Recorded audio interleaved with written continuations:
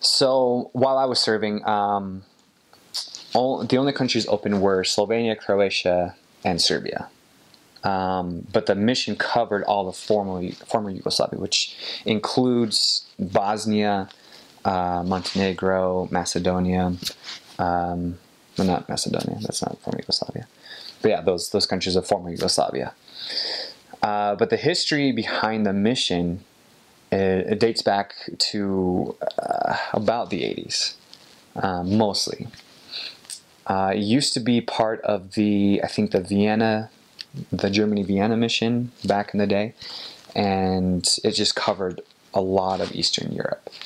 And so I've even got a bishopric member who served in Serbia when it was part of the Germany mission. And the mission was really revolutionized by a former BYU basketball star, Krešimir Ćosić. His jersey is actually still up in the Marriott Center. He came to BYU as a student. He wasn't a member, but he investigated the church, was really good friends with a member of the 12 Apostles. I can't remember who it was at the time. It might have even been President Benson, but I can't remember. And then he just basically brought what he learned from the church after he converted and brought it to Croatia to start out with, because he's Croatian. He was also the one who translated the Book of Mormon into Croatian, and that's what I used for the majority of the mission. We didn't get the Serbian copy of the Book of Mormon until I was about to leave in 2008. That's when we first got that copy, and it was a huge blessing to receive the Book of Mormon in their language. But the Croatian copy sufficed. It was good enough to use while we were missionaries. But Krešimir Ćosić probably did more for the saints in former Yugoslavia, in revolutionizing and really getting things started in that part of the country. Sadly, he died of cancer in the 90s.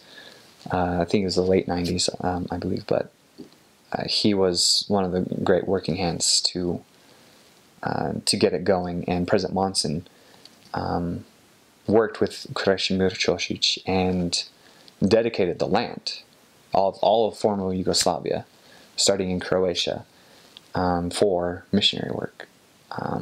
That's kind of where it blossomed, bloomed, and the power of the Spirit and of missionary work got started. But like I said, before that dedicatorial prayer by President Monson, it was just part of the Vienna, the Germany mission. When I was serving, there's one district in Slovenia, 2 in Croatia, and just 1 in Serbia. That's what I know for Slovenia and Croatia. But Serbia, definitely, we had 1 district, and there were 3 organized branches when I first started. And also 13 missionaries just in Serbia. The cities that were open in Serbia were Beograd, Novi Sad, and Sremska Mitrovica.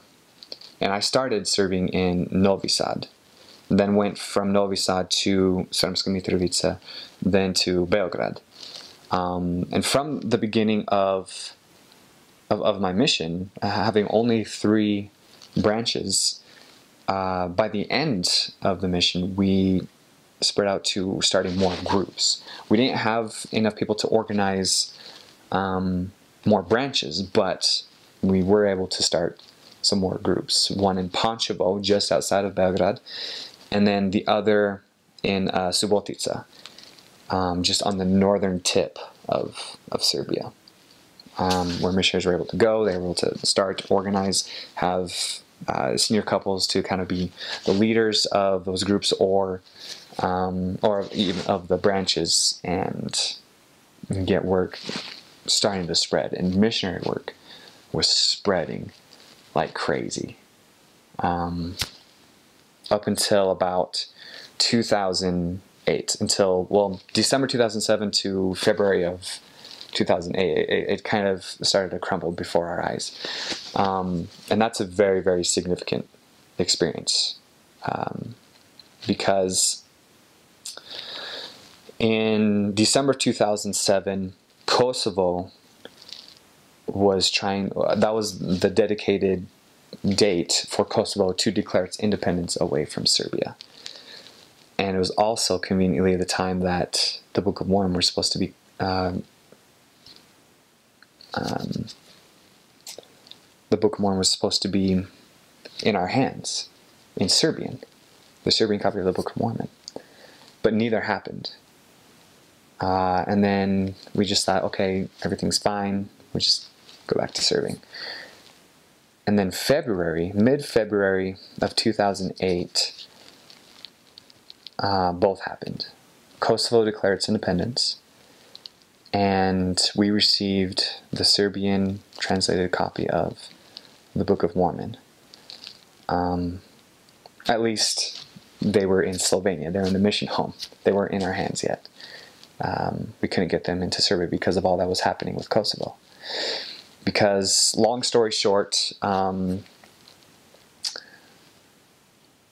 Kosovo wanted to declare its independence, but Serbia said, you're not going to do that. You're still part of Serbia.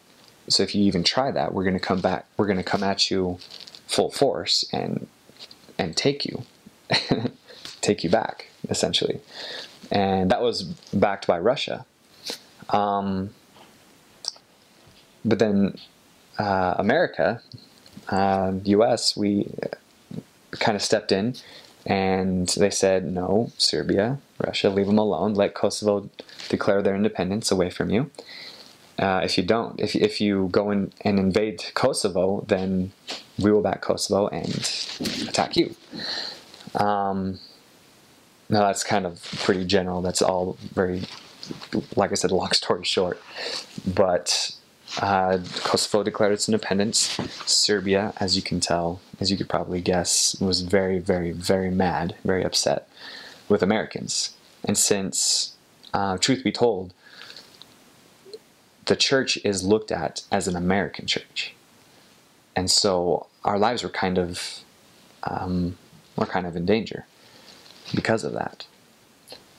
So what happened was the area authorities and the mission president at the time decided that the best thing to do right now, just in case, nothing was happening to the church or anything just yet, but and nothing did happen, by the way, just to spoil the story. Nothing happened to the church. But as a precautionary measure, they took all the Serbian missionaries. They took us all out, which I unfortunately was not. I was not in Serbia at the time. I was on exchanges with the zone leader in Slovenia doing zone conference type meeting. We were doing a mission. I don't know what it's called. Basically, the meeting with the mission president of all the zone leaders throughout all of the mission. But when I got back, we got back from Slovenia to Croatia, to Zagreb. We stayed the night, and we had tickets for the train the following morning. And the mission president called us early that morning before we left. We start just basically telling us that we're not going back to Serbia. So I had all of my things there, and as you can imagine, hearing that news, we were heartbroken, absolutely heartbroken. And I thought for sure, no, this is just temporary. We're going to go back.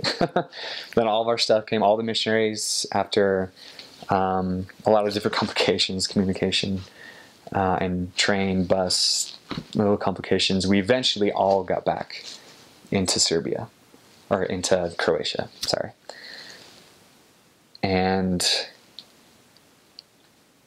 that was kind of it. We got into Zagreb, we opened up a big box of Serbian copies of the Book of Mormon, because they got we took a few boxes from the mission home in Slovenia and brought them to Croatia because we were planning on taking them back. But as soon as we got the news that we weren't going back, we were kind of stuck in Croatia. And then the Serbian missionaries came over, and we basically told them, hey, we have a big present for you. And we started distributing the Serbian copies of the Book of Mormon.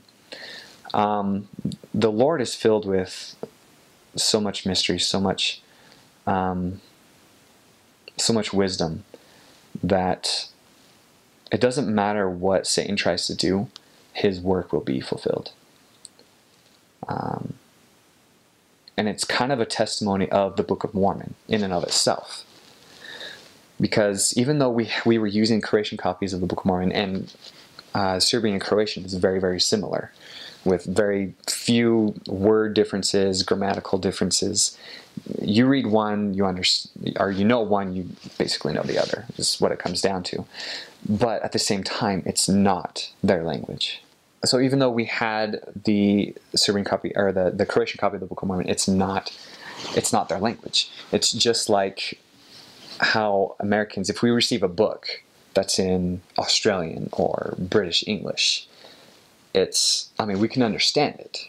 We can understand it perfectly fine, but it's still not our language.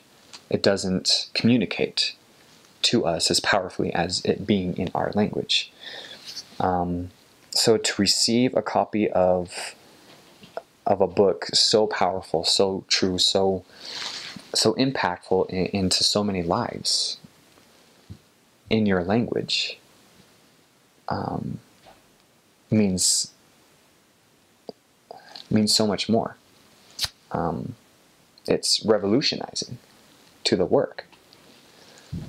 And because of all the events that happened with Kosovo declaring its independence, and with all the complications that went through with border control for Serbia and Croatia,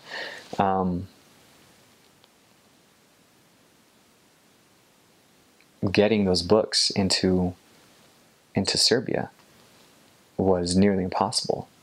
And it's you can kind of say that because of all these experiences, Satan knows that the Book of Mormon is true.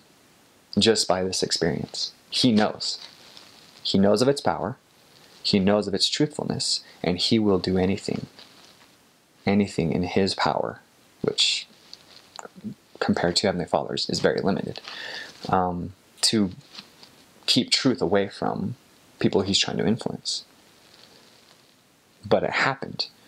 Little by little, members from Serbia were able to come from Serbia by car or by train and take boxes from the mission home in Slovenia, or even those boxes that we had in Croatia, to the different parts of Serbia, to Beograd, Pančevo, Subotica, Sremska Mitrovica, and Novi Sad, so that the members could enjoy the Book of Mormon in their language.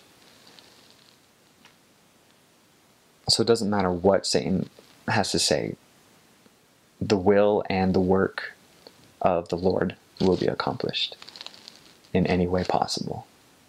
So it didn't matter that we were taken out, the members still had the power of the Book of Mormon.